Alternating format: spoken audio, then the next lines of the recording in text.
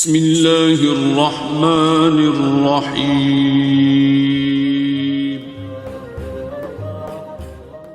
Certainly the Imams are the vicegerents of Allah over His creatures, and they make the creatures know Allah. The high-flying bird of thought cannot fly up to me. Ahlebayt alayhimus salam are the mountains of the religion of Allah. Ahlebayt are the shelter of religion. The Holy Book of Allah thoroughly describes our greatness. Stand by what Allah has enjoined upon you.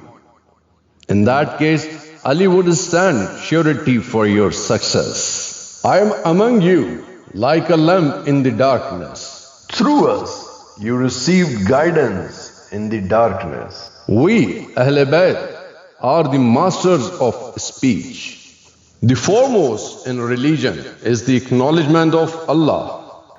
I never disobeyed Allah and His Prophet, peace be upon him, at all. Allah reveals Himself to the people through His book. I am surely the first to testify to the Prophet, peace be upon him. Our traditions will not be preserved except by trustworthy hearts.